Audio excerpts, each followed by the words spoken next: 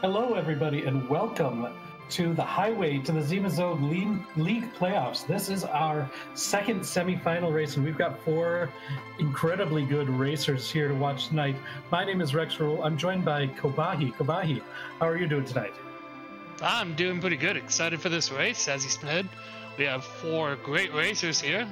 We have Elmagus and Naidu both coming out of the Wyvern group, and Penguinator and Simbu both coming from the Dark Knight group. So. Yeah, and the top two that finish this race will go on to face Aizen Tayama and Invenerable in the finals of the league this year. So this is a one and done. You've got to do well in this race in order to survive. Exactly, and looking on screen, it looks like we are starting with a Porom, so we know kind of a low damage profile right away, but shouldn't be too much of an issue for these runners, unless the seed really decides to throw some curveballs out. Yeah, for people who might be like a bit newer to Free Enterprise, Porom would be a very difficult start for a lot of people, but for these runners who've made it this deep into the playoffs, they know how to handle the Porom start. It's going to be looking for, especially for the first couple bosses, probably looking for some of those damage-dealing J items to deal with bosses quickly. Yeah, something like that, or Heroine Robe with a nice bow would be nice, or just getting a second character that can equip some weapons. We'll also do. Yeah, if Sid sidles up next to Porom at the beginning, then you don't need to worry about a whole lot. He can do a lot of damage right out the gate. So we'll see what happens. Now we are waiting on a delay. So the runners have already started. We don't know what's going on, but that's what we're waiting for, is for the delay to catch up to us so that we can see the race as it's going. Yeah, we should be starting here anytime now. I guess we'll shout out our background crew, so Scala Kitty for the restream and Ike here doing the tracking for us tonight, so thanks to them. Yeah, without them, this would be a very difficult race to call. So, Elmagus, of course, I believe won the league last year, right? Yes, he is currently our reigning champion for the Zima Zone League, so... Yeah, and trying to repeat here is going to have well, I'm sure Naidu, Penguinator, and Simbu are going to put up a decent fight for him. But he's definitely looking to defend that crown, and so he needs to make it in the first two to finish in order to have a chance at that. Definitely. No, he has looked strong this entire league, though all of these racers here, I mean, this is, the remnants of the top 8, so... Yeah, absolutely. Yeah, and so, it looks like we are ready to get going. We're starting the new game. And so, let's see who our second character and our first item is. It looks like we have another white mage here in Rosa and the Sand Ruby, so another character available right off the bat if any of the runners head over to Kaipo. Yeah, my guess with getting that Sand Ruby, we will probably see 4 stops in Kaipo for that character. Another item shop check, and we have 2 white mages, so we have all the healing we need, but again, damage right now is going to be the biggest factor. Yeah, Rosa starting with the bow and arrow as the weapon. If you find the right kind of arrows that fit the bosses, she can do, utilizing weaknesses, she can do a lot of damage. But finding those arrows can definitely be difficult sometimes. Definitely, we can see it looks like everyone heading right into Baron to loot up. We do see, is that a Palom?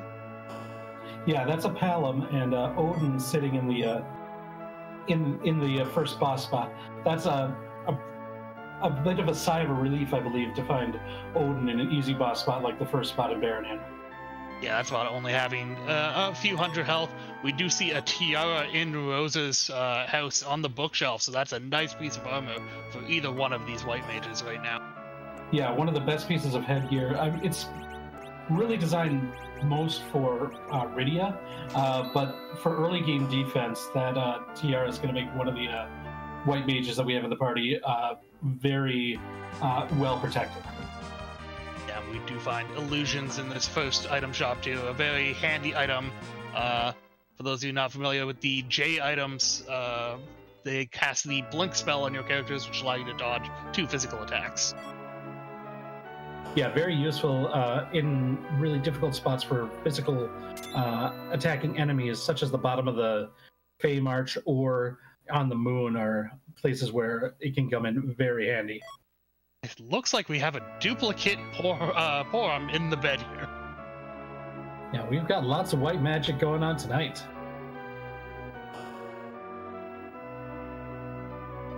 So this is definitely already looking like a very mage-heavy seed, you know, knowing Palom's in the inn as well.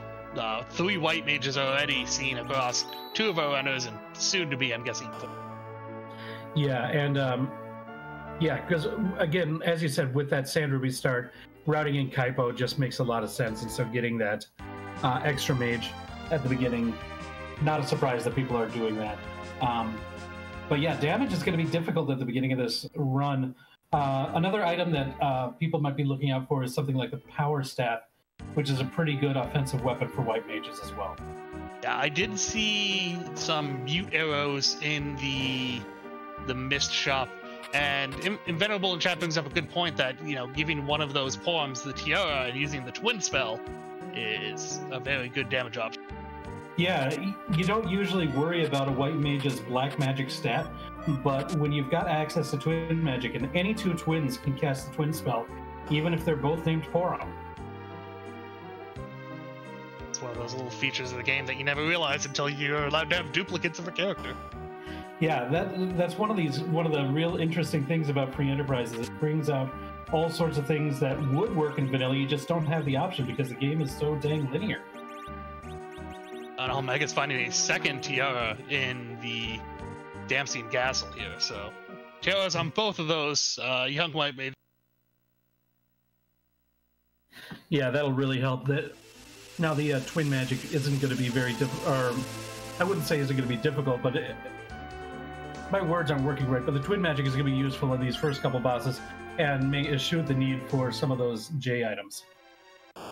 Definitely, and you know, another character possibly up for grabs on Mount Hobbs. Twin should be able to take care of it. I say should because, you know, there can be some tricky characters. Absolutely. We see Almagus checking the Octomom spot, finding the Calcabrena doll, so not going to fight that, but checking for that ever-elusive Miststrike. Yeah, when you're in the neighborhood, might as well take a peek. If it happens to be the D-Mist and someone else doesn't check it, that could put you ahead. Omega's going to give us our first look. There is a Sid on Mount Hobbs, so we have a physical character, and one of the either Baron Guards or Kaipo Wind Guards. Looks like Baron. Yeah, and it looks like Elmagus has found plenty of upgraded weapons for Sid too. I see a Dwarf Axe, I see an Ogre Axe, and I see an Earth Hammer. So lots of different ways to upgrade Sid's damage already. Yeah, we do see him using that twin spell right here. Getting the Flare, probably would rather get Comet as it does not split damage, but as you see with that Dwarf Axe attack, gonna make pretty quick work of these. Yeah, the that Flare is also like really good if there's only one boss, and you really want to get that single target Flare on a single target boss, but on these multi-target ones, you really would rather see that Comet. But I think it's what, 70-30 for Flare versus Comet, something like that. Yeah, it's something like that. I'm not 100%, but we do have Nightdew, Simbu, and Penguinator all picking up Sid as well. Yeah, I think just like it's not a big surprise when you've got a team that can only really do one thing and the white magic trick. You want to get a character who can balance that out somehow. And the fact that there is a Sid up there and the boss isn't terribly difficult, it just makes sense to go through with that. We do see some divergence right now. Elmagus is heading over to Fabul to fight the gauntlet fight there, and Simbu and Nightdew are heading over to the Antlion Cave. Yeah, it's possible Magus is hoping to wait for the exit spell or something along the lines before he does Antlion to save a little bit of time getting out of the cave afterwards. Yeah, and I usually say that it's good to do the Antlion first because there's a lot of chests, so you can get a lot of money for a lot of the items that you need in the game. But if you feel comfortable and you've got a Sid that can do a lot of damage and take a lot of hits, you've got plenty of white magic to heal yourself up, and you've even got a twin spell for extra offense, you might just feel good with what you've got and don't need to worry about any of that, at least not for a little while. Yeah, conveniently enough, both the spells from Twin. Pale Dim does not absorb them, so I'll make a quick look at the Pale Dim here while the rest of our runners are in this antlion cave, kind of looting away. Yeah, we see interesting things. A Dancing Dagger is an item that, had the characters fall in a slightly different order, could be extremely useful, but by the power that we've got in this party already, anyone who's going to be using that is going to be pretty outclassed right away. And we do see the Magma Key from Fabul right away, so definitely paying off for Elmagus, finding his way to the underground immediately, so has a lot of options open to him right now. Yeah, that's correct. This basically opens up the vast majority of the game at this point. Whatever Elmagus feels comfortable with doing is open to him. Not only that, but we do have Valvalis in the antlion cave, so... Yeah, it looks like Sid is able to hit Val. I saw Night Dew's screen, so shouldn't be too much of a problem here. Yeah, between that and Rosa's aim ability, like you'd be able to get through the 1,000 health in this spot, and not too slow of an. Yeah, in other situations, Val could be extremely scary, but it's probably nice to take care of that early. Now we see the hook as the item in Antlion Cave, and these runners who decided to do that first are probably worrying like, oh, is this going to be a hook seed? But we know that the next place that they go is likely going to be Fabul, because I think that's a pretty common routing. And then they'll find out that it is, in fact, not a hook seed.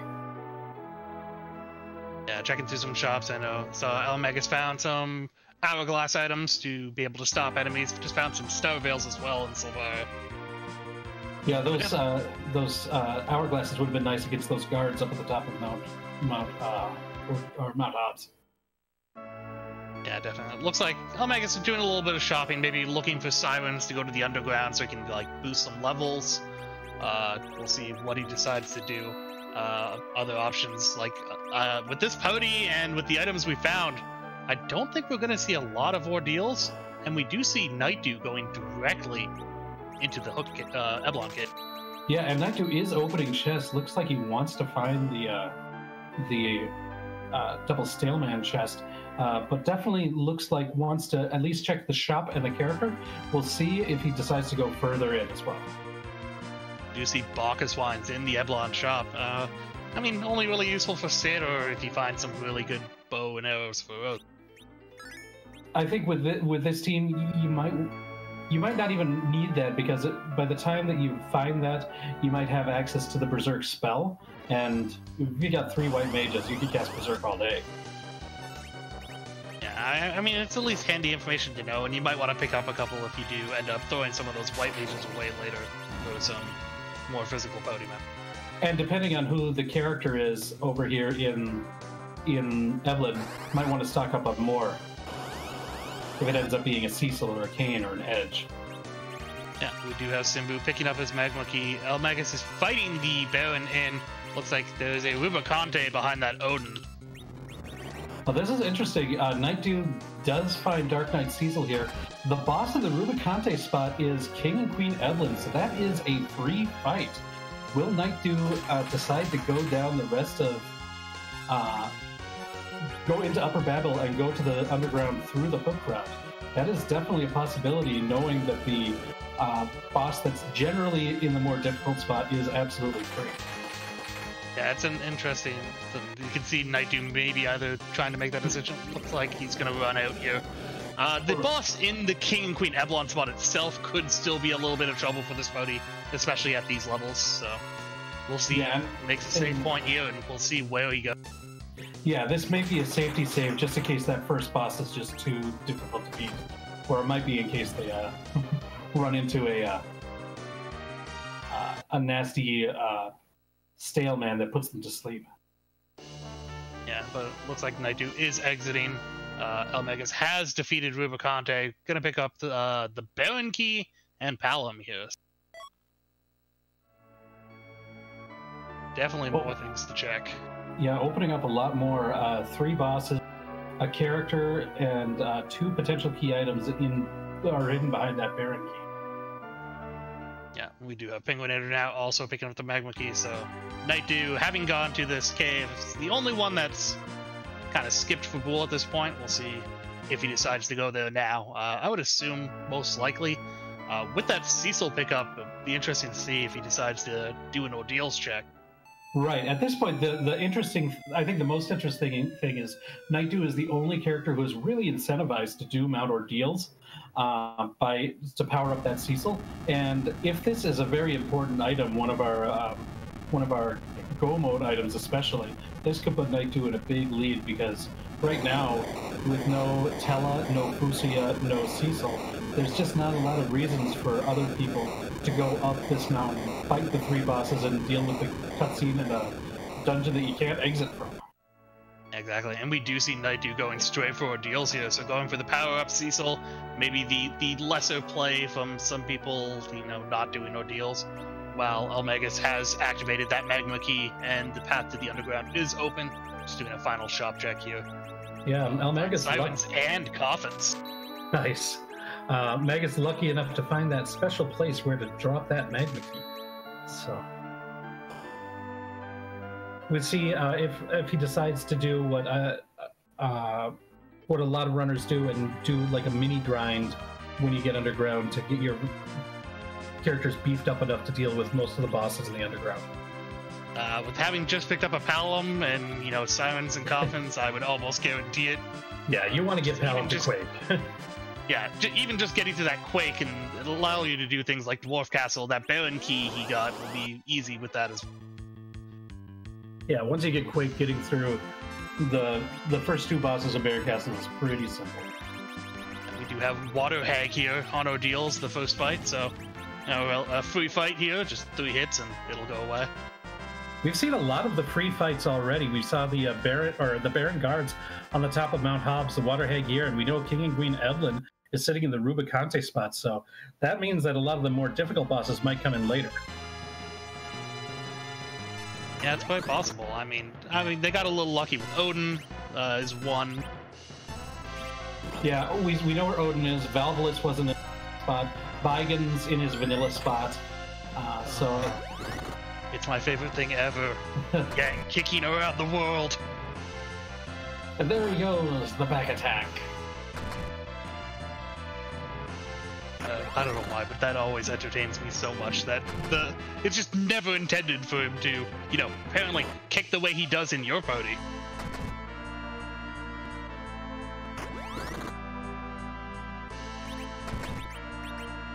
Magus does not talk to the employment dwarf, so he is now dead to me. Oh, wow. But he does pick up a bunch of treasures in the town of Toma.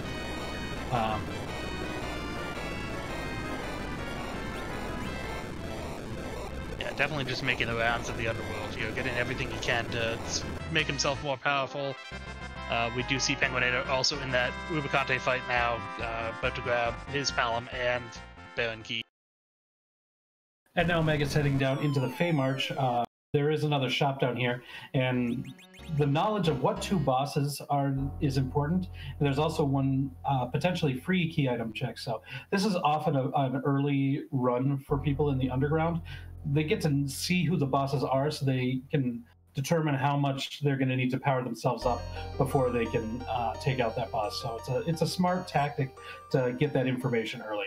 A crystal sword, that'll be huge for Nightdew when he goes down. Oh yeah, that's gonna be massive, considering Nightdew is finished ordeals almost, just has to do the final boss here. I did not actually see what the item was on ordeals.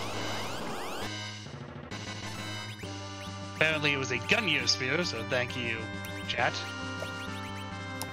So besides making that Cecil a Paladin, not really a required ordeals, especially with Mom Bomb in the mirror. That's just an annoying boss fight. Yeah, Mom Bomb is one of these fights that you really don't want to see in these really low HP spots, because the HP boost that we give to Mount Bomb for the explode phase, it's just annoying to deal through all that. Definitely, it gets a 10,000 health buffer to normally get to its second phase, but we'll see if he can do enough damage with that Sid. Somehow doubted at these levels, but Meg is finding the Dog Imps in the Famo. Yeah, I mean, they're kind of a free fight, but not quite. If you're fast enough to get the hourglass off, they could be a free fight. Yeah.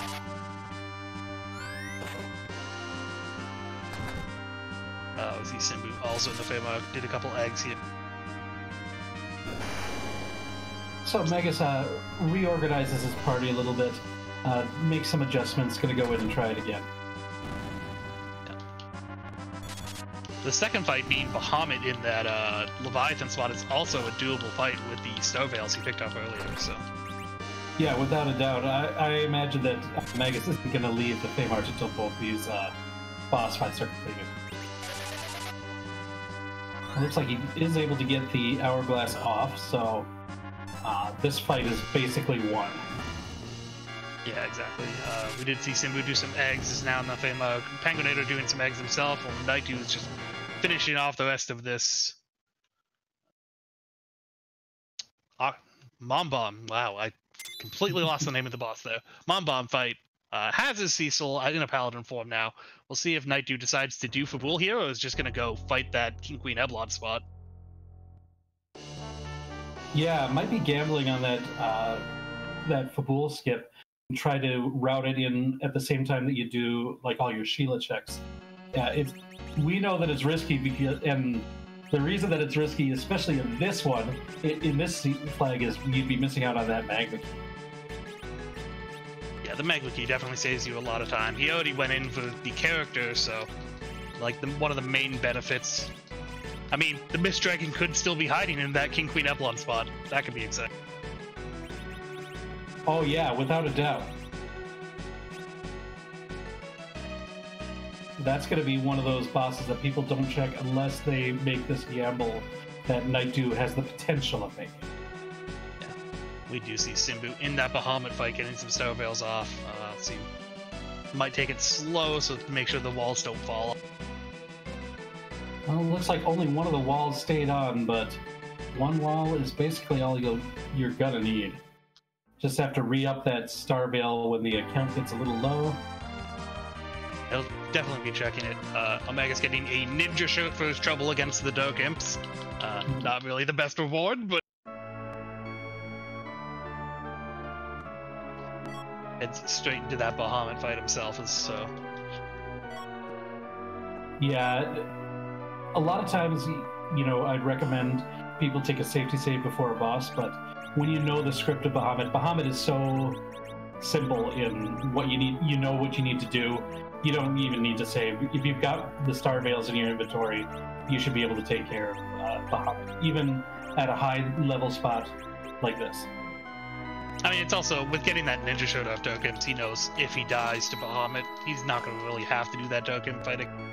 That's true. I mean, you'd miss out on the experience. It's a relatively good experience spot at this point in the game, and I know he life glitched at least one of those dips. So he would be missing out on that, but you're right, it's not anything that he can't do later. Looks like Naitu is heading for Fabul, so is going to pick up that Magma Key after doing the Peldim fight here, so... It looks like the reward for the Bahamut fight, as Simbu found out, is the Pink Tail.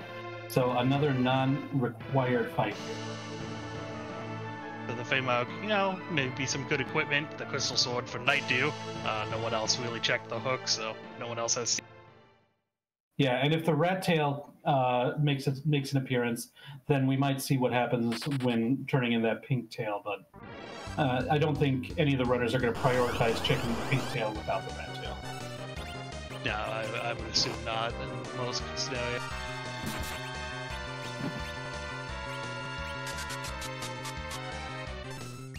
So yeah, Naitu now facing that Pale Dim. With this party now, it's not going to have any problems defeating this this lunar dragon, and we'll get his magma key, and we'll be able to join the rest in the underground without having to go through that big route.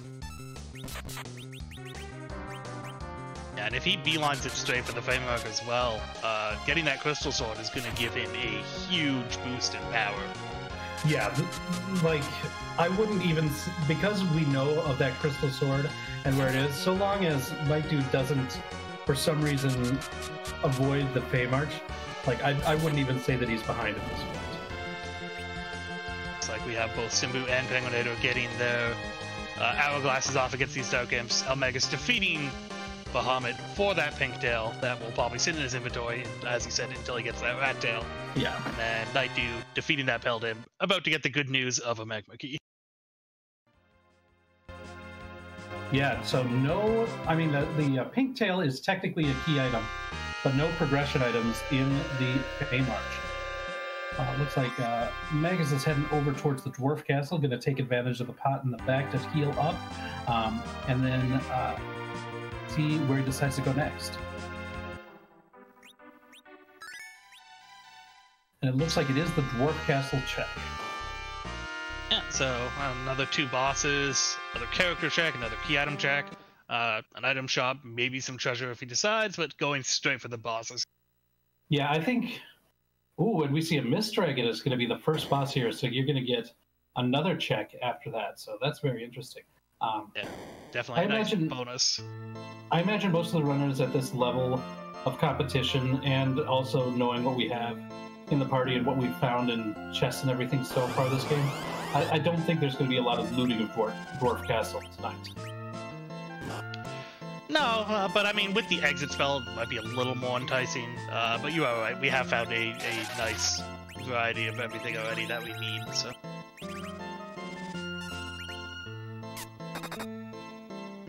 I think the most interesting thing here for Magus would be who the character is and whether or not Magus wants to replace one of his forums with that character. Hey, he might even replace a Sid. He could. I mean, I've been surprised more than once doing commentary.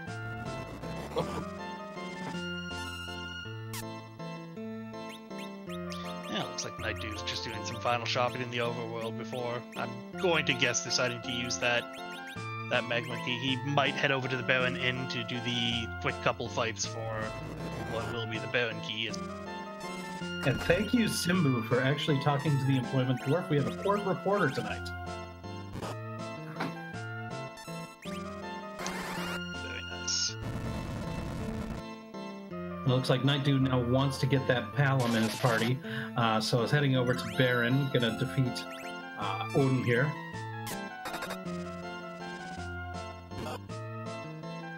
I mean, like, this is a fairly standard check. I mean, it's a couple quick bosses. The second one has about 4,000 HP. He has a full 30 and some levels by this point. Yeah. Cross it off the list on his way to go into the underground. He also has an Ice Brand, which is going to be pretty good for Cecil against Rubicant there.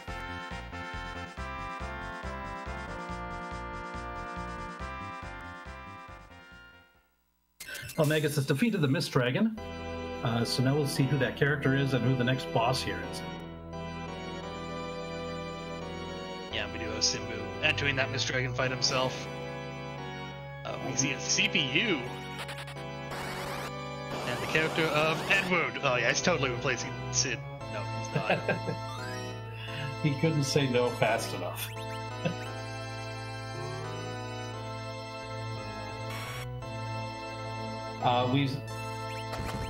Looks like Simbu was trying to use Twin Magic against D-Mist, but one of the twins took lethal damage before it, so we got the failed message. A little unfortunate, but slowing down and having Ozo and Sid, he's still in a perfectly good position. Yeah, I don't think he's in too much danger of losing the fight. It's just unfortunate, and it's not a message you can see too often, so I thought I'd at least... if people were wondering why that fail came up, that would be the reason why. Night Dude now has the Baron key in tow, and looks like going to use it right away, so kind of crossing off this entire overworld as much as he can before he kind of takes that plunge to the end of it. Yeah, and I don't think this is going to be terribly difficult with this party. We just know that if he were to go underground first and go that Fey March, he'd have a Cecil with a Crystal Sword, which would just make this part of the journey even that much faster. But I mean, like I said, I don't think he's going to have too much difficulty completing this Baron Castle quest. No, again, these are relatively easy fights for the party that he has and the levels and the equipment. It's like Penguinator has decided Baron is also the play, so we see a little bit more convergence here, although Penguinator's done a bunch of things in the underground already. Yeah, so you see some vastly different routing between the runners here through all of this. And that, I think, is one of the most interesting things, that at the high level you get that. And it looks like Dwarf Castle is required. That was the Legend Sword. And just to recap, on a V1 seed that we have here in the league, you need to have the Legend Sword and the Adamant and bring them to Kokol's hut. And instead of forging the Excalibur, it'll forge the crystal that's used to transform Zeromus into the defeatable form. So that is 100% absolutely required, and Elmegus has gotten it, and Simbu's right behind. I mean, at this point, we have half of Go mode, considering we have underground access and that Legend Sword. We are still going to need the Adamant, as you mentioned, and a pathway to the moon or final boss via the Darkness Crystal or Pass. Naidu finding Baigan here in Vanilla Baigan? Yeah, Vanilla Baigan, yeah. I didn't even realize that at the very beginning. Like, I recognized that it was Baigan, but I forgot that was the vanilla spot until about halfway through the over. Have a Mist Dragon, Udia's mom, Jack, who gives us the pass. So there's our way to the final boss. 3/4 of the way to Go mode, but that Adamant could be anywhere.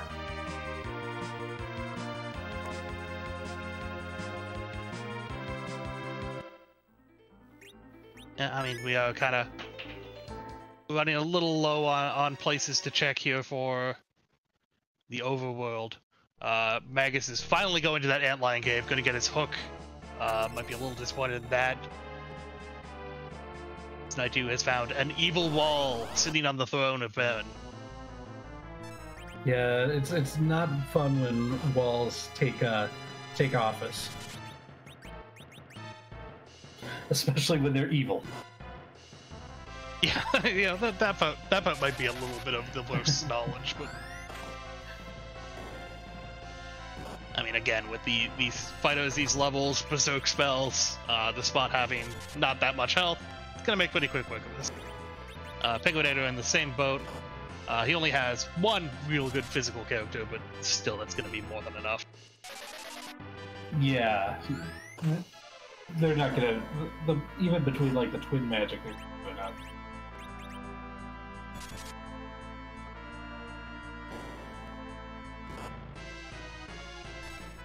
But yeah, we as you said, we're kind of running out of spots. We've got this evil wall that's going to yield a potential key item. We've got the Sheila 1 is available to be checked. We have Keyless Tower to check, and the Odin spot's going to open itself once, or in Penguinator's case, right now. I guess either one of them could have gone to the Odin spot first, but probably not quite yet. Exactly. Looks like Magus is going to take a trek into Avalon Cave here. Might be checking the shop, might be looking for the character to see what's there. Be interested to see if he picks up that Cecil. Well, actually, he has the Crystal Sword, so he might, and then do ordeals afterwards. Yes, if he's got if he didn't sell that Crystal Sword, then and he sees that Cecil, that could definitely be incentive to go up to Mount Ordeals. See a second Sid inside of Baron, so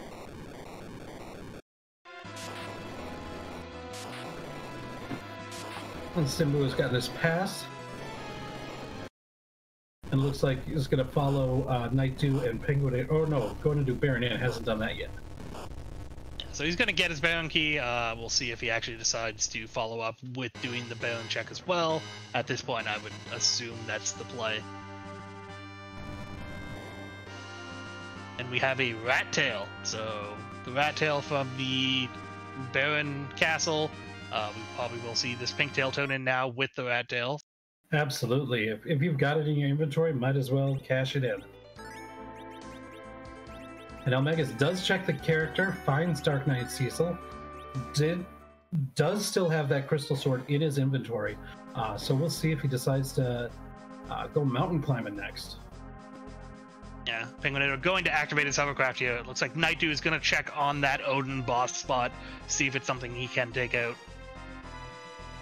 Yeah, he's pretty low level because he didn't do any egg grinds, so he's going to be looking for like either a free or kind of a gimmick boss to defeat, because at these low levels, a lot of bosses could just clobber you here. Find some Artemis arrows on the pod on the way down. Nice little boost. I mean, like, he hasn't even gone to the underground yet, so hasn't even had a possibility of doing an egg. We have something from the moon.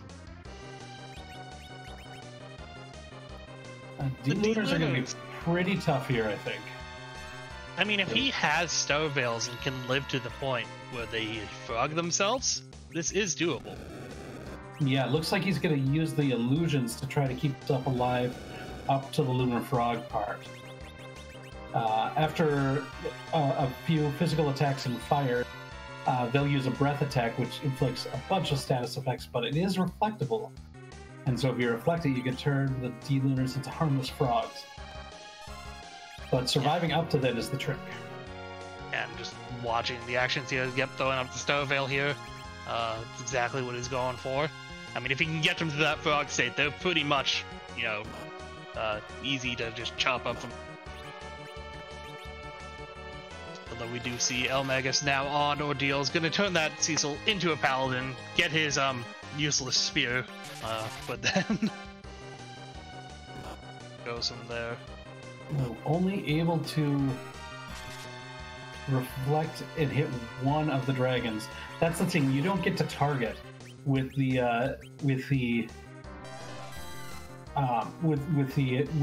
reflected strats. So, but the wall didn't go up, so the viruses are now that this part of the script of the D-Lunars is they put up a wall once you hit it with a physical attack. They put up a wall and start hitting viruses against each other and to use them to reflect onto your team. But if the wall doesn't go up because you're frogged, then the virus is just going to hit the frog, and you're able to wail on the other D-Lunar at will. Yeah, and we did see from the tail turn, and we only got a Leviathan summon and an Artemis bow, so, you know, not the progression we wanted. The Artemis bow might be a little nice, but otherwise, you know, more rabbit holes. So either, what is it, Keyless Tower, or this Odin fight itself, or Sheila 1 are our progression. You have Simbu going to do that Sheila check, it looks like right now. And you mentioned those Artemis arrows that Nightdew found in the pot on the way there. Those Artemis arrows do 4 times damage against the D-Lunars, with them being dragon-type enemies. So, making use of that right now as well. Yeah, unfortunately, when there's one left, everything you do to damage it will counter with fire. Having that Rosa go down right now, but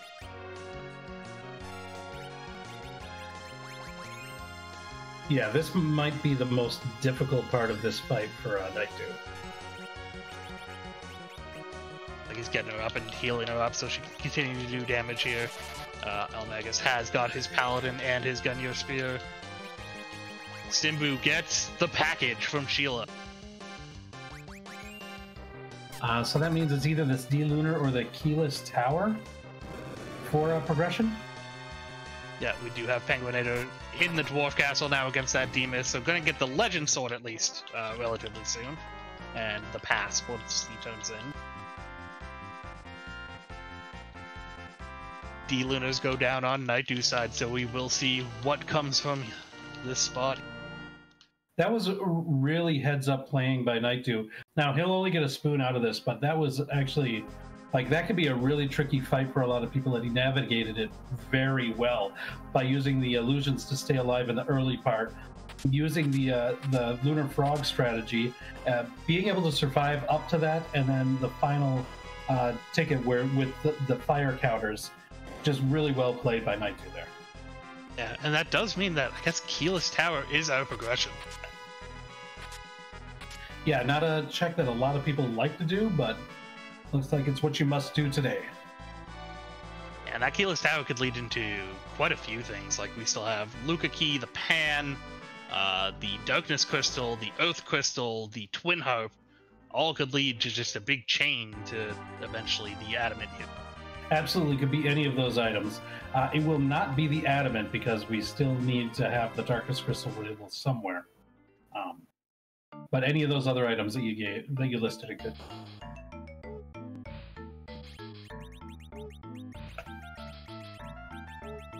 Have Simbu making his way into the Baron Castle here, about to fight Baigen and the Evil Wall. The Moon Dude asking about Magus having exit in. You can't use exit to get out of Mount Ordeals. You have to walk out. One of several dungeons that you annoyingly can't use exit from.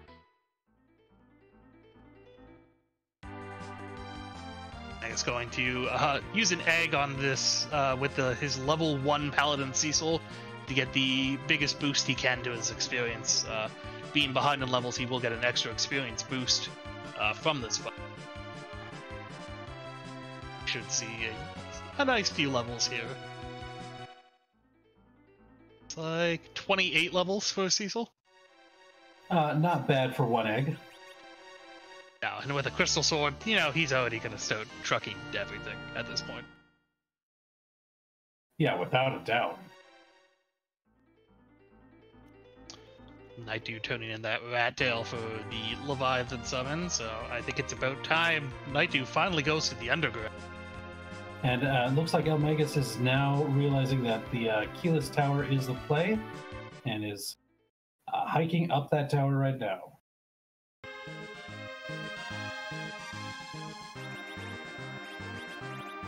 Yeah, definitely good for him knowing what we know. I mean, it feels it's the only place left that has the potential of progression, so.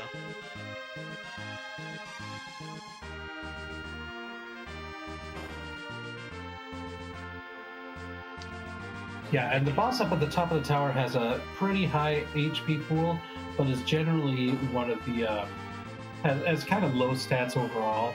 Shouldn't be a problem for Elmagus this year. Yeah, exactly. I mean, Luga usually using a whole bunch of percentage-based attacks. Right. There's a couple outliers that can be tricky in this spot, but.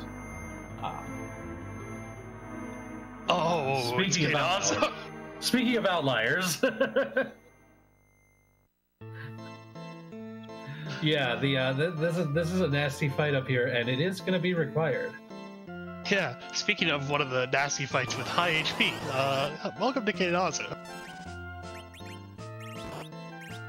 I mean, he does have the Crystal Sword, so he will have the damage output, and he does have a decent amount of healing still. And he did pick up Thor Rages. So he's throwing one of those right away. Gonna be getting rid of this wave to, you know, not take a massive amount of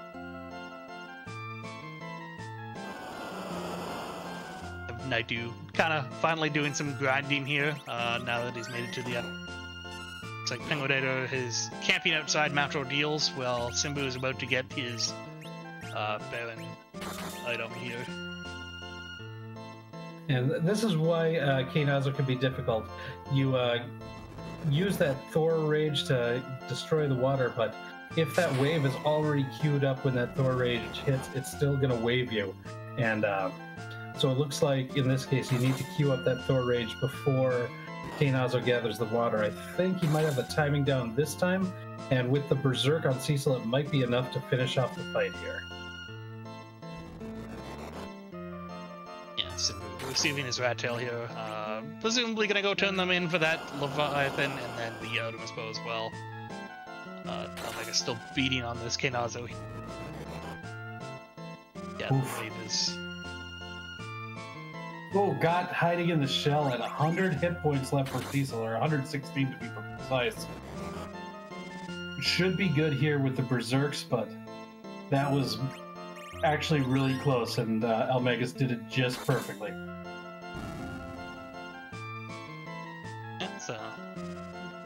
decent amount of healing, but his damage output on Cecil is enough that he just takes him out right there. Right. If people go up there without having Cecil and the, well, I guess either the Ice Brand or the Crystal Sword, I think either of those would be good.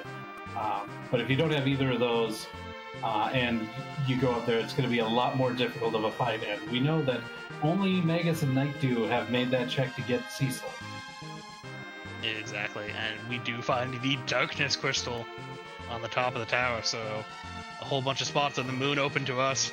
And with finding the Darkness Crystal first, a whole bunch of spots on the moon to give us things to go back to the Earth for that adamant to be hiding in. Absolutely, it's the old gamble. Like when you find a rabbit hole item on the moon, do you take the risk and go back to the blue planet and hope that nobody else makes that play and you could get yourself a huge lead, or do you just go through and defeat all the bosses on the moon just to make sure? Yeah, it might also depend on if you feel behind, like if you feel that someone might have done this Keyless Tower earlier, you might feel, you know, they might be out on the moon doing stuff, so you might take some of those risks, but I mean, at this point in the game, it's anyone's guess at where they are in this. Yeah, I don't know any of these runners' like personal tendencies on things like that, but do they, like, if they know that people like have a tendency to gamble something like Keyless Tower? It doesn't look like any of the runners are doing that right now. Elmagus did it just before Baron. Baron's the only thing that I think Magus hasn't checked here on the blue planet yet, and we know that this isn't gonna give him anything.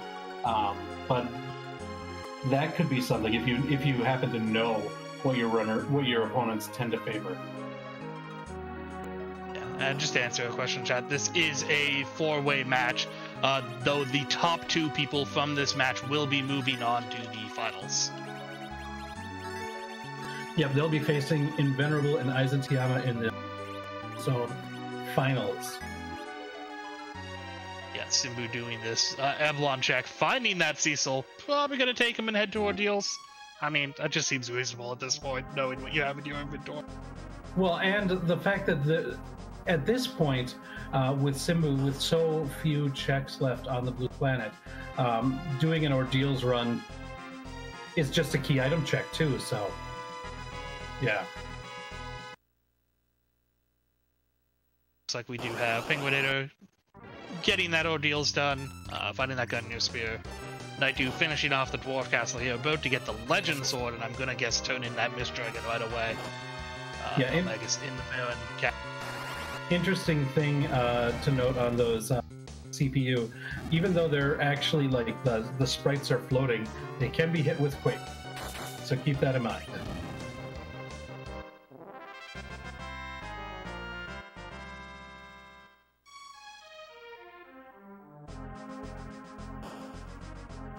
It's like Simbu using the white Chocobo to fill up his MP here before heading up Ordeals. Yeah, I don't know if maybe cabins haven't been found. I haven't been paying attention to all the items that I'm shopping.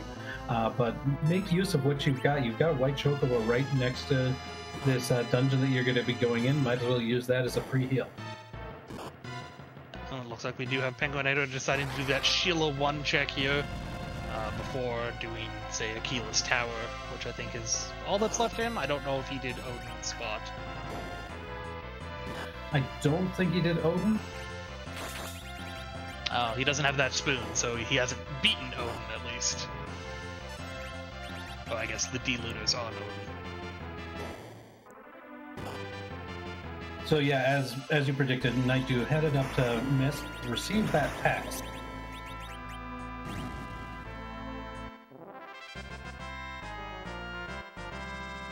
Interesting strategy there by Elmagus, using a Kamikaze to finish off the Evil Wall. And what that does, it makes it so that it doesn't do the whole shaking and falling down the bottom of the screen animation. It just does a normal enemy fade animation, so that actually saves time to use that Kamikaze to finish off the boss there. Yeah, one of those little neat strategies you can pick up after playing this enough and kind of realizing the things you can do. Yeah, as long as you know that it's going to finish off the boss. I wouldn't do it willy-nilly because otherwise your characters die and your boss is still there. So Penguinator getting the bad news of just a package from Sheila 1. Looks like Simbu is finishing up this ordeals and going to the second fight. Nightdew about to be very happy, finally. Getting a crystal sword. Crystal sword, yeah. Immediately equipping it to Cecil.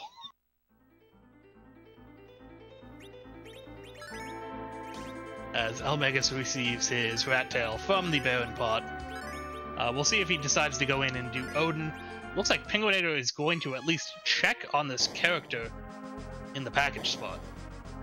Yeah, Almega's healing up. He is going to go check that Odin spot. He definitely has more levels than Nightdew did. We'll see if he has as much success as Nightdew did defeating the D-Lunars. He also has a crystal sword, Cecil. That's also pretty nice.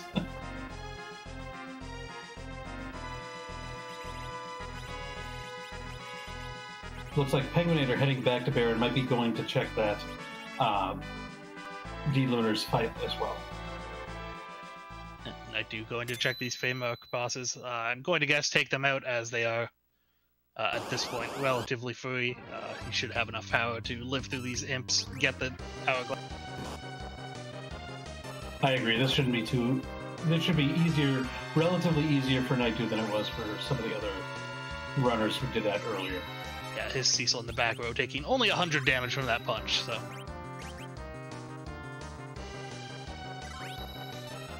Looks like Elmega's using kind of a similar strategy that Nightdew did with the illusions. Looks like Penguinator also using illusions. So yeah, everyone who's done there is using a pretty similar strategy to try to get through these. Probably also going to be trying the lunar frogs that we saw before as well.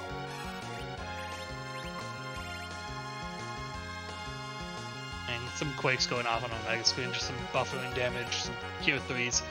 Just wanted to get at least the illusions off to stop the punches, as they are a little potent in this spot. Yeah, and we see Cure 3 being used against the D-Lunars as well. They are undead, so they are susceptible to cure spells as damage.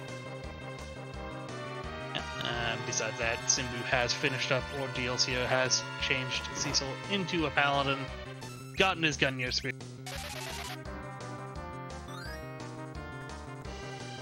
And Nightdew about to be rewarded with a awesome ninja shirt.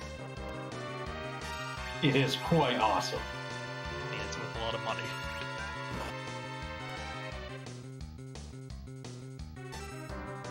Now we see the Star Veils coming up, ready for that breath attack to come, and looks like much like on Nightdew's team, only one of the frogs turned into one of the dragons turned into a frog.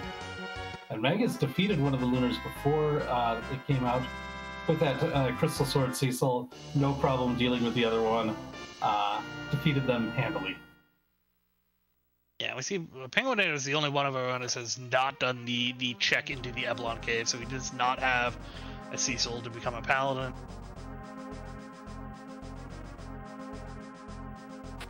Yeah, that's interesting. I guess I'm a little surprised that so many people decided to make that check, but maybe it was after some of the other runners saw that crystal sword. They're like, well, I've got a character check. If it turns out to be Cecil, I wouldn't want to miss out on that. And lo and behold. Yeah, it's just something that, nicely worked out for runners. I mean, Nightdew went super early, probably looking to round out his party and see if he can go through. Right.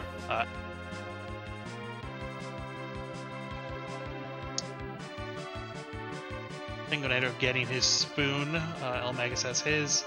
Looks like Elmagus is going to go turn in these tails now from Baron and Bahamut, I believe. To answer the question, Joseph Mano, has D-Lunar always been susceptible to Toad? Interestingly, if you cast the Toad spell on him, it won't work. But if you reflect the breath that they do, that will transform him into a Toad. So only through the reflected breath does it work to turn him into a Toad. And also, Panther notes, what's up with them switching character sprites while walking? Well, You got to do something while walking, right? It doesn't save time or anything. It's just what people do. Yeah, I'm guilty of that as well. Just tapping the shoulder button. I usually do it in time to the meeting.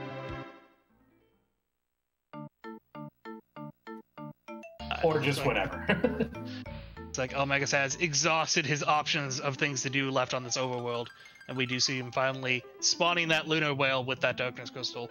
Penguinator is climbing the tower, so should be joining either him on the moon soon enough. Although he may have a little bit of trouble with that Kate Nazo fight with his current party. Right, he does not have that crystal sword Cecil. Yeah, I mean, he may have the timings with his Thor Rages ready, so we'll see how he fares against this boss up here.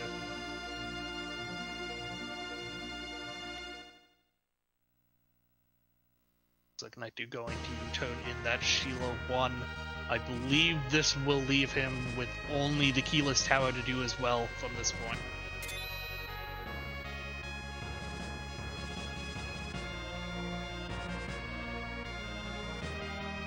So Elmagus now flying up in the big whale up to the moon, getting to have access to a character and a shop, as well as a bunch of bosses for a bunch of key items. Looks like going straight to Cave Bahamut first. So something in his head must be screaming value, and he's going straight for that Bahamut cave. We'll see if this pans out for him here.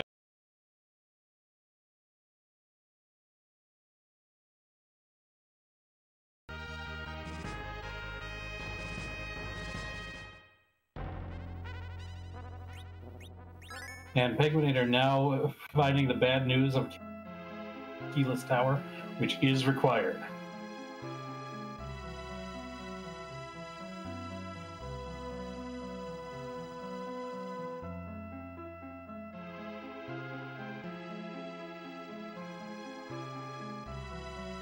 Here comes that wave.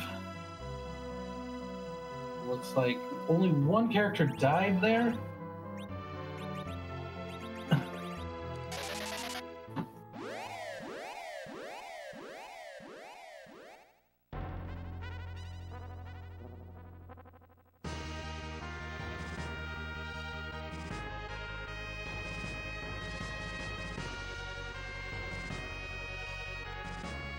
Looks like Elmagus found the bull gauntlet up in Cave Bahamut and did not want any piece of that.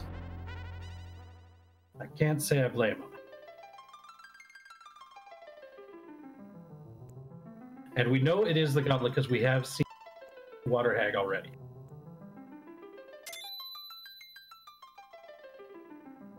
Yeah, I'm finally back here. Yeah, no. Another Cecil on the moon. I don't know if we have another weapon for him. We've got at least Ogre Axe. And if we have the Artemis Bow, that's an option for Cecil as well. Yeah, just immediately dismissing him though. Yeah, I think Magus is liking that Sid as his anchor character. We do see Penguinator getting through that Keinazo fight though, grabbing that Darkness Crystal. Night Dew and Simbu entering the fight right now. Night Dew going to be in there pretty quickly, so probably going to be seeing a lot of people heading to the moon in relatively short order. To answer a question in chat, when DEU are the mini bosses before the Bahamut location just got an FE? There's different settings that you can do, but in the way that we have it right now, the behemoths in Cave Bahamut are turned off as long as you have random encounters off. If you turn random encounters on, those fights will come back.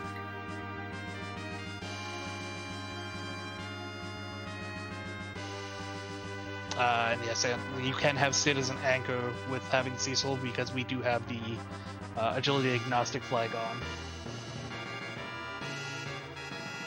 Yeah, and Sid, with access to that Dwarf Axe, makes him a very good potential anchor.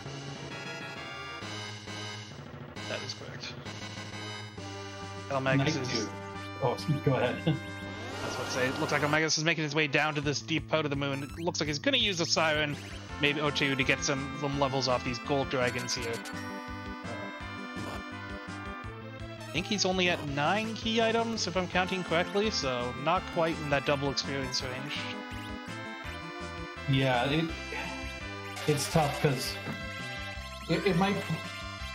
You want to have enough experience so that you can beat that boss that's in the D-Lunar spot, but you'd also like to do that to get the key items so that the grind to get that it's a chicken and the egg, you know? Yeah, and as Akios pointed out, our tracker, Magus is the only one that did not do the Sheila 1 check, so that package would be the 10th key item here, but if both Simbu and Nightdew making pretty quick work of that Kanhauser fight. Nightdew's was a little faster as Simbu entered earlier, but they're both receiving their Darkness Crystal here. That's good. That could have been a difficult boss, but everybody seemed to handle it really well. That's kind of how you know that we're dealing with like the best of the best runners when we're getting to the finals of this, because that's a boss fight that will trip up a lot of runners. Yeah, I have to get an extra kudos to Penguinator. I mean, he doesn't even have the Crystal Sword Cecil, although he's about to receive a Cecil on the moon here, so we can finally equip that up. Ashura, we do have wall on Rosa, so we are actually able to prevent the healing that Ashura would do to themselves here. Yeah, we see Megas also using the illusion to prevent against the Ashura's powerful counterattacks, because she can punch pretty hard when found in these moon boss spots. Yeah, just berserking up Cecil here, about to start dealing out a decent amount of damage, getting some more blinks up with his white mages as well. Yeah, so we're getting to a point now where, depending on the routing in the moon and who's lucky enough to find that adamant first is going to have a huge advantage. They've got a party, they've been crafting their party, and especially Crystal Sword Cecil, they got plenty of magic users. They're good for fighting Zeramis right now. They've got Sirens, and they can grind either on the eggs or on the gold dragons, whichever is best for them. Like, probably like where they find the adamant. But whoever goes to the right place first and finds that that adamant is going to have a huge lead. It could be anyone, because there's a lot of bosses on the moon. Yeah, and the rest of our runners are actually coming up to the moon already having those 10 key items, so you know, a quick grind for them is going to be quite a bit of experience. Yeah, that'll kind of catch them up to the time that like Megas made it there first, but the grind is going to be faster for everybody else. So at this point, it's if we see some divergence, which bosses we fight, which rabbit holes we find, and where that adamant is.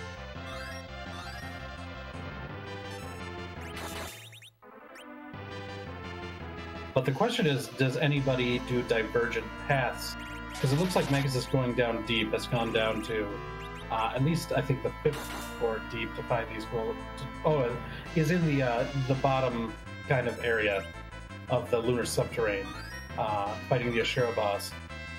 Is anyone going to go top down? Going to try that pale dim spot first? Nightdew is going to see that gauntlet. We're going to see if he wants to take that on. I can't blame anybody for not wanting to do, but that's the gamble, because lots of people wouldn't want to do the gauntlet, and if that's where the adamant is, then that could put you into a big lead. Nightdew does see the gauntlet and goes for the sirens here for some levels, knowing that the gold dragons out here is. Right, so Elmagus has defeated that Ashura on the D-Lunar spot, finds himself an Earth Crystal and a Tower Crystal, or Tower Key Crystal. So 2 more rabbit holes on the Earth side that he could potentially check, or you know, finish everything else here. We'll just say that the Tower Key is made of crystal. Sure. Yeah, that does boost him up to 11 key items, so anything he does now will be double experience. Looks like his party is in the low 40s as it is, so... Yeah, probably leveled enough to take out moon bosses now. Depending on how many moon bosses he has to take out, he might still have to grind a little bit with Zeramis. Depending on how comfortable he feels, of course. finds the Dr. Luge fight on this flag spot. It's relatively easy fight usually when you find it, and this spot itself is usually not too hard. Should make pretty quick work of this.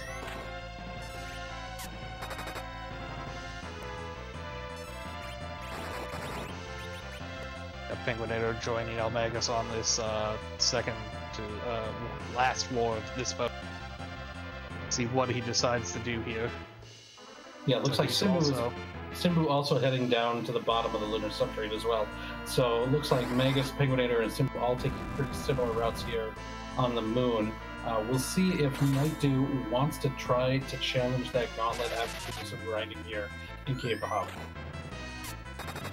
Looking at the levels, looks like Penguinator is also like high 39s into low 40s. I think I saw level 45 on one of his characters.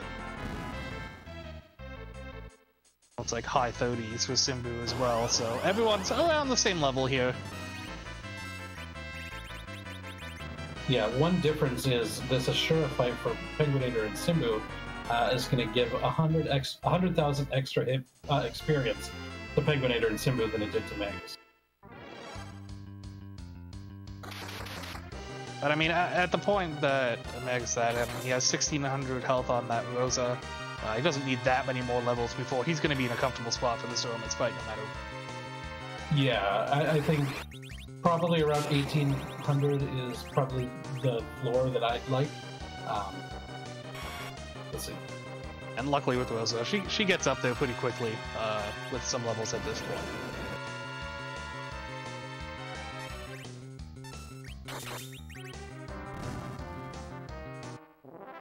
I think I saw a character looming white over on Nightdew's screen, so definitely doing a decent amount of grinding here in the Bahamut Cave before moving on to any of these boss fights.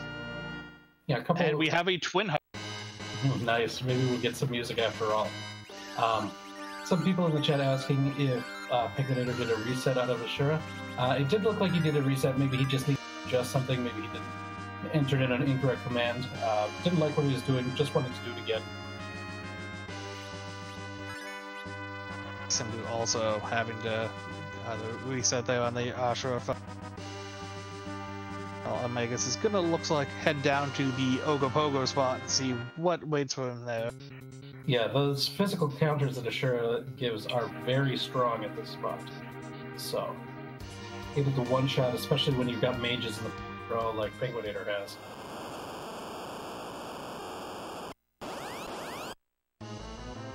Magus finds the Dark Elf.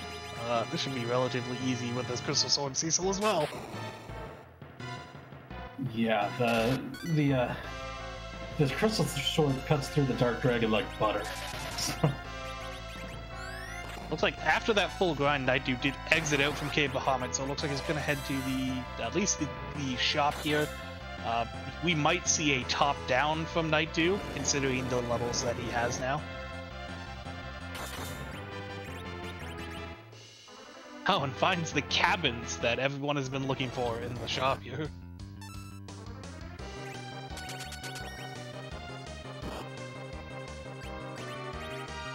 So the Dark Dragon, once the Dark Elf transforms, is susceptible to stop, so you see Elmagus use a hourglass against the dragon, and then you see casual quad 9s from Cecil there, so... I mean, he's also weak to Holy, so it helps. Yeah.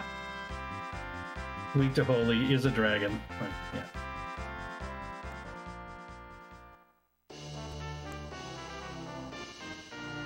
Ooh, and we have the adamant, we have go mode.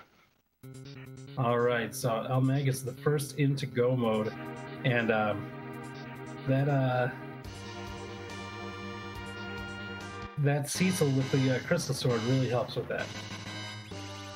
Interesting to see what he decides. It looks like he's going to warp here, so I'm going to guess he's going to do another gold dragon or two before he goes, forges his crystal, and passes his way into this Roma's fight. And that definitely seems to be the case, as he used that Siren right here, where he knows he's going to get a double gold dragon fight. If he was comfortable with his levels, he probably would have just exited out at that point, going immediately to Kokol's shop. Yeah, he might want to try to get something like Nuke on Talon or something like that. I mean, all in all, this was a relatively linear seed. I mean, the hook was in Antlion, the Magma Key in Fabul, the Legend Sword, and the pass coming from the Dwarf Castle. The only really tricky point was that Darkness Crystal being on a keyless tower. Right, and nobody wanted to gamble that early, so everybody did almost all of the blue planet before going to keyless tower. Yeah, now that I mentioned, Naitu is doing this top-down, finds Mylon on the Pale Dim spot.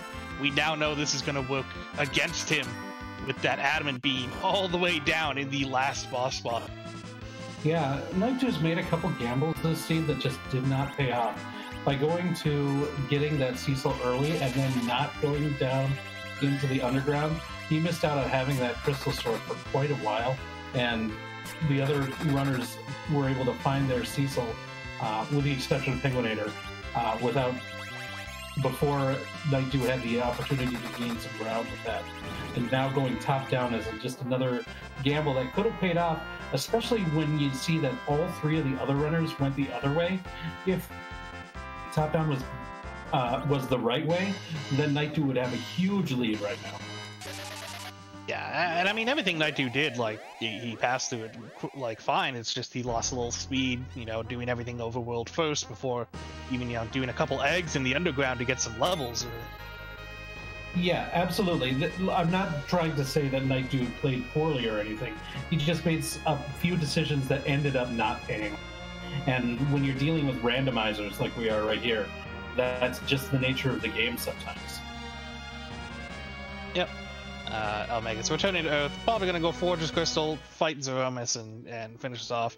Naitu finding the Excalibur from Mylon. Penguinator had just recently picked up his Twin Harp that we sadly probably won't get to hear the music from at this point. Naitu did pick up that second Cecil, so an extra Holy Sword makes a second Cecil that much stronger.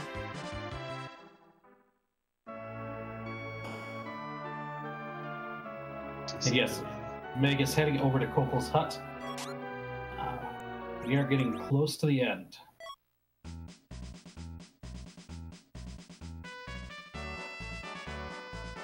Looks like Penguinator heading down to where we know the Dark Elf is. So we're going to get the fight. As long as Penguinator is able to win this fight, he'll be in go mode very shortly. Yeah, and with him having gotten the Cecil from the moon with his Crystal Sword now, he should make pretty quick work of this. Not a terribly difficult fight to begin with.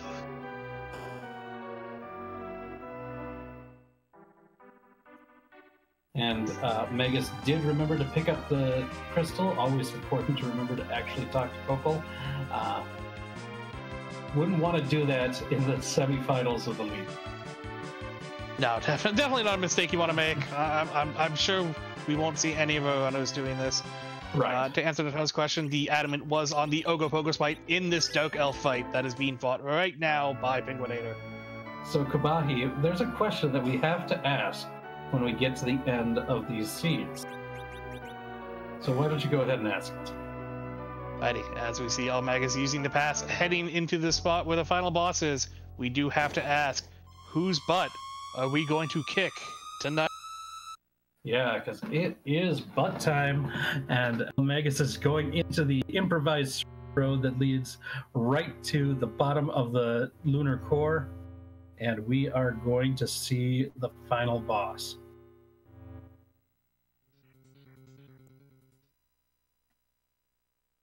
As he's heading in, Penguinator defeating that Dark Elf, going to get his Adamant, get into go mode. Simbu heading for that boss right now. I think Naitu did skip the Wyvern spot and headed for the D-Lunar. Sadly, still a couple bosses if he clears these out before he gets that Adamant himself. Yeah, we're going to need, if Naitu's going to make it at this point, he's going to have to hope that at least one and maybe two of the other runners stumble on Zeromus. Because Simbu is right behind Penguinator in the Dark Elf fight right now. I guess queuing up that crystal, we will see this glorious, hopefully glorious fight right here.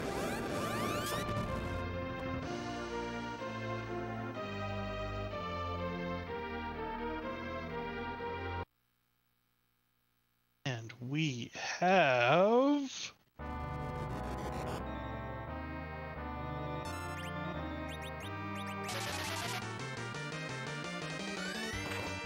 a very fitting boss for what we found last in the scene. The Adamantus.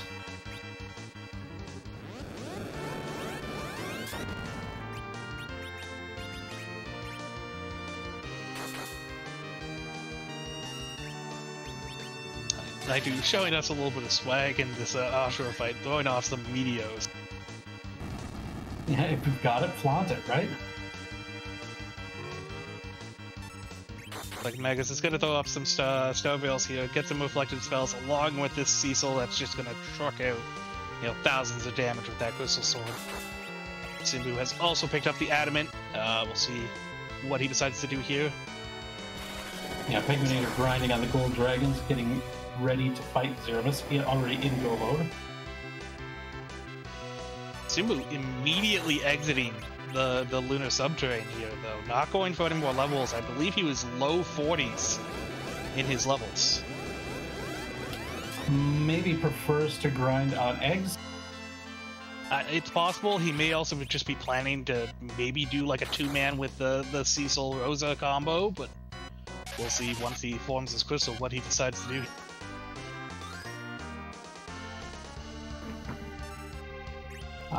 Simbu has studied this game extraordinarily deeply, and so if there's a strategy at this level with this combination to do it, Simbu may have found it. So, yeah, I definitely wouldn't put it past him to, know exactly how to kind of handle a fight with this exact scenario. Yeah, and depending if he doesn't have something like those Artemis arrows or something like that, then the egg grind, just being able to one-shot eggs and getting the 64k per shot might be the faster way to go to, or 68k. Yeah, Penguinator looks like he's getting all these high-level spells on his three mages left in his party. Has an Edward for an anchor, and is now heading back to get his crystal formed as well, so... Still definitely anyone's game for second, assuming Elmagus pulls this off, and it looks like he's having no trouble with this fight right now. Yeah, it looks like a bit of a hybrid strategy. Just letting Cecil carve through the Adamantoise and reflecting some nukes and whites for extra damage. Just going house on the final boss here.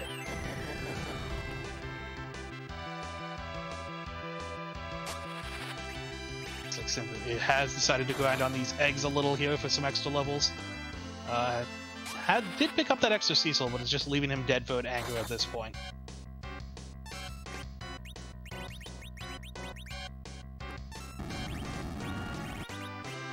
Naidu has now picked up the Twin Harp to go with the rest of the key items from these couple boss spots up here. Hopefully goes down into this Ogopogo spot next and finds the Adamant, although has a lot of catching up to do with Penguinator kind of hot on Elmagus' heels to head to this final fight. Yeah, the only advantage that Naidu has is he did all of his grinding in Bahamut Cave, so no grinding is going to need to be done. As we see Simbu doing those eggs, as we saw Penguinator doing post-go mode grinding. He does still have ground to catch up without a doubt, but not as much as it might have seemed, relatively speaking. Yeah, so it looks like he's fine at this level. Literally, Penguinator and Simbu entering this fight at relatively the same time here, so...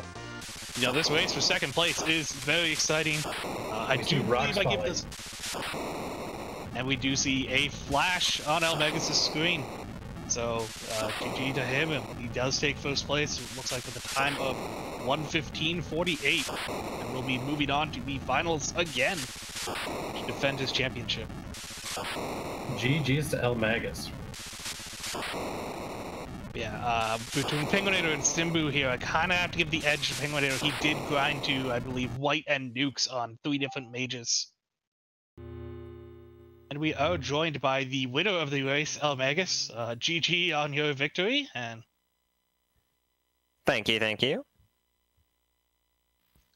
So, we saw you breeze through the seed pretty much. Any place that you thought that you were behind or in trouble? I mean, the thing is, really, the seed started out pretty straightforward, but I did pretty well, so I feel pretty good about that. And then there was a point in the seed where it's kind of like, well, depending on what spot you choose, it's a lottery, essentially. So I wouldn't have felt bad either way, no matter where that adamant was, really. But I pretty much knew that in this group right here, we should all be about even almost throughout the whole seed, right? And I mean, from that point of view, I wasn't really nervous about being ahead or behind. I just tried to play my game, more or less. Yeah, it's fair enough. I mean, we saw relatively the same route. I mean, you skipped Antline early, but you did find that Magma Key almost immediately, so you had a lot of options open to you, knowing you could wait for exit or something to do it. Mm-hmm. I believe the only real difference between the four runners for a lot of things was Nightdew cleared almost all of the overworld immediately. Like, he went and got the hook and went and got Cecil right away.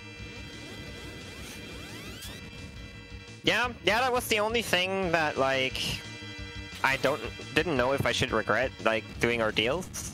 I don't know. Like, I mean, ultimately you didn't have to do it, but you had a Crystal Sword, so, I mean, there's that. Yeah, I mean, the Crystal Sword, I mean, everyone ended with Crystal Sword Cecil. I think if anyone ended up not going with that route, that would have been a lot more difficult for a lot of the runners.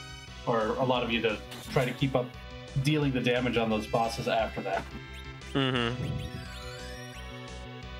Yeah, I believe of the runners, Penguinator is the only one that did not do the Eblon check for that Cecil. He went through everything, he picked up the Edward and had his fighters, had his Sid and casters. Still managed to get through that Kinazo fight relatively quickly and kind of get onto everything, and then was eventually rewarded with that Cecil on the moon to give that Crystal Sword.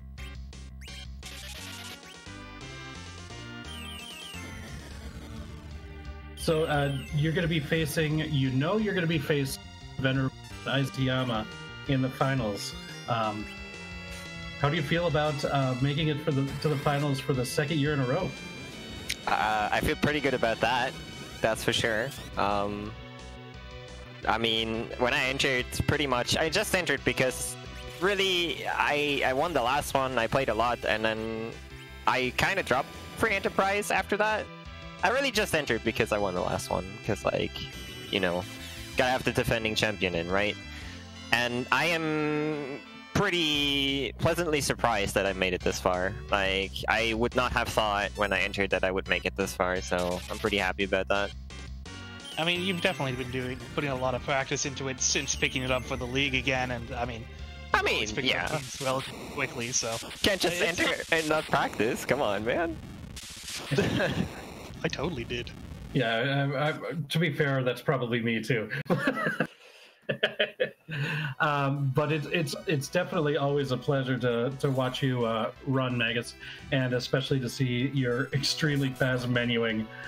It's amazing that you hit the right buttons at the right time all the time, and it's great to see. Well, I don't do all the time. I'm still working on that one, but yeah. Well, thank you. And once again, congratulations on your finish today, and good luck in the finals. And thank you very much. And as you probably know, the other runner you face is Penguinator, who finished in second place in this race and will be joining Magus in the finals. Yeah, GG to Penguinator, finishing second with a time of 1:19.42, so 4 minutes behind Magus, but still a very well done race. And Simbu is in a tough spot here. Might be taking a wipe during Meteor phase. There's the reset. Yeah, that's rough. Oh, that is heartbreaking. Yeah, I had the Sid with 200 health, but just couldn't live through it. Yeah, that's tough sometimes, without a doubt. We are now joined by the second place and the second person to move on from this race, Penguinator. GG on second place and moving on to the final. Thank you. And you showed a strategy in the final fight that some people might not be aware of or might not have seen before. We saw you throw a unicorn in the middle of the fight. Do you want to describe that strategy to the people watching? Sure. So it's kind of a progression of the standard mage strats where you reflect spells. If you do only reflected damage, then you can kind of skip Zeromus' second phase because only direct damage will trigger him to flip over. So you basically have to do half as much damage if you're just reflecting spells. However, you can do direct damage up until the first 45,000 damage. So the strat is basically to have, in this case, Cecil Berserk and attack with the Crystal Sword until that threshold. And then I throw the Unihorn, which casts the soonest spell on everyone in the party, which nullifies any Berserk status. So it stops Cecil at just the right point where I can keep Zeromus in phase 1, and then I transition over to pure reflex spells to finish off the remaining 16,000 or so damage. All right, so we found a way to abuse yet another one of the J items. This is the Unihorn. So are you working on the Eagle Eye strats now? Maybe next year's league. Okay. I'll work on it for you. So you qualified for the finals league. You'll be facing Elmagus, who also finished with you in this race, also in Venerable and Eisentiana. How are you feeling about the finals? I guess first off, I'm just really happy to be able to make it to the finals after nearly, on the cusp of elimination after the group stages. I'm having to get through that wild card match, and just looking forward to this weekend. Of course, 3 great racers. Always a pleasure to get to race these guys. I've raced all of them before, so it's always a pleasure to keep racing them. Yeah, just to cut in quickly, we do have Night Dew finishing 3rd place with a time of 1:23:03. So not moving on, but still a great run, having cleared the full Earth before even going underground. A little unorthodox, but still ended up working. Still a great. Yeah, and Penguinator, congratulations once again. Do you have any other final thoughts on this race or the league so far? GG to all the other racers and everyone in this league. It's been a lot of fun racing throughout the past couple of months, and played some very tough opponents, and always a pleasure to race people, and thanks to you guys. All right, well, GG's once again. Luck in the finals.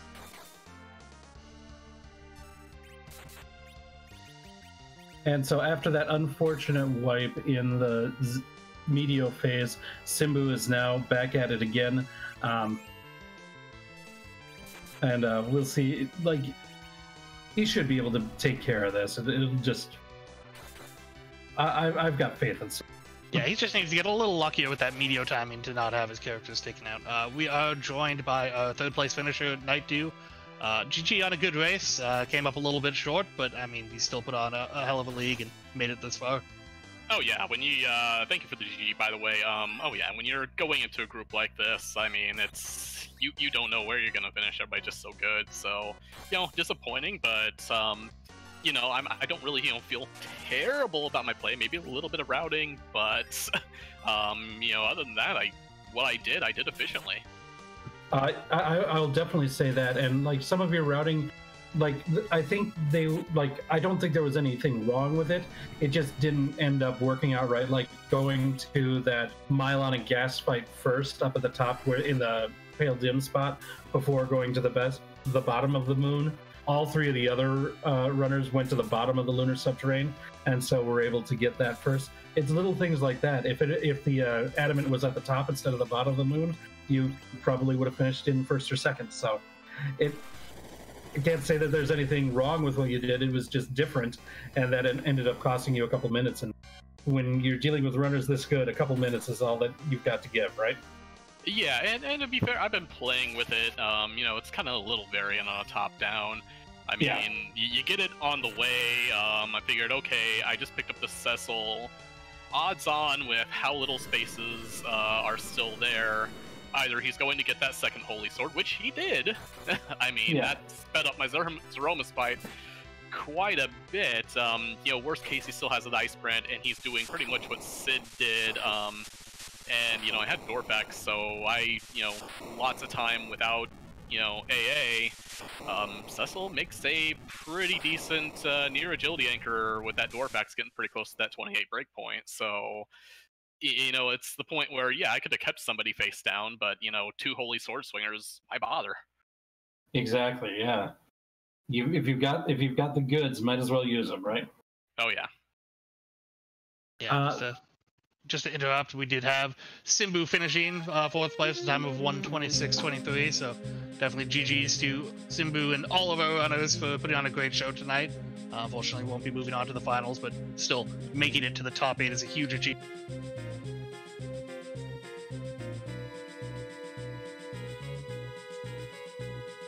Yeah, one of the other things I noticed I do is you did a lot of, I think everything on the overworld you were able to do before even, using that magma key to go underground. Is a kind of just a decision-making process that you went through to, you could have gotten some easier levels and made some things faster, but just felt you were strong enough to take everything on.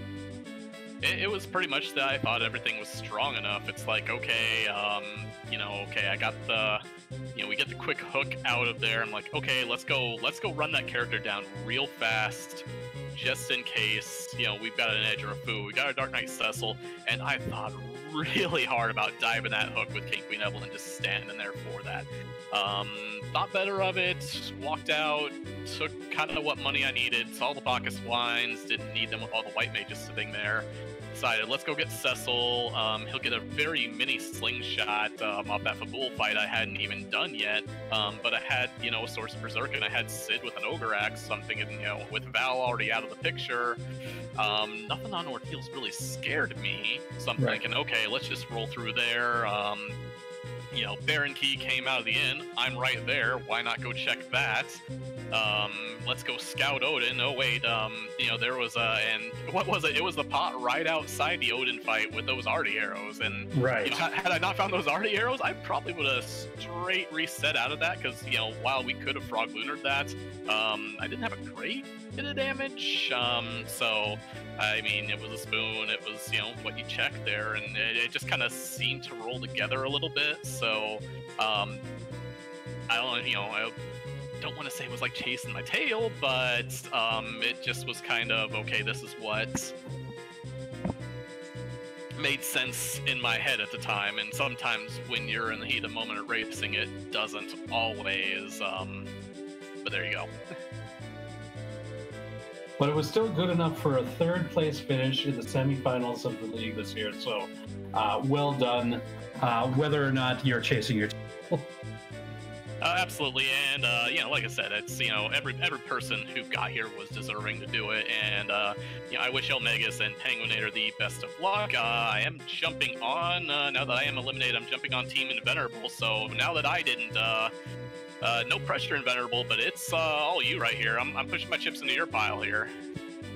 All right. Well, you heard that, Invenerable. I know you're in the chat, so the pressure's on. So, Naitu, GG's once again. Thank you for letting us watch you do so well in this league this year, and congratulations on your overall finish. Thank you very much. And thank everybody who ran this again. Had a blast again this year. Hey, wanted to be in the finals. Got close again. Really happy. Can't blame anything. Happy about it, and pretty excited to see this finals between all 4 of these great runners. Yeah, no doubt. It's going to be a very exciting finals that will hopefully get scheduled in the very near future. There is a tentative kind of trying to get something together for, I believe, Saturday-ish, but we'll see what is available for all these runners and what we can get going. Yeah, keep an eye on the Discord for when that final is scheduled. Yeah, with that, definitely like to shout out our team again, Aikyo for doing the tracking for us, Scala Kitty for doing the restream, and Rex for doing the commentating with me, and then definitely all of our racers for giving us a wonderful show. Yeah, and Simbu has declined an interview. He had something else to get to, so didn't have time for an interview tonight. But GG's to Simbu on his finish and his overall performance in the league. He did a great job this year, too, so big congratulations and GG's to Simbu as well. With that, I believe we are going to be done with our race tonight. We are going to take you on over to Pidge, who I believe is doing Ocarina of Time randomizer, and a member of our community. So let's head on over to Pidge 01, and thank you all for watching.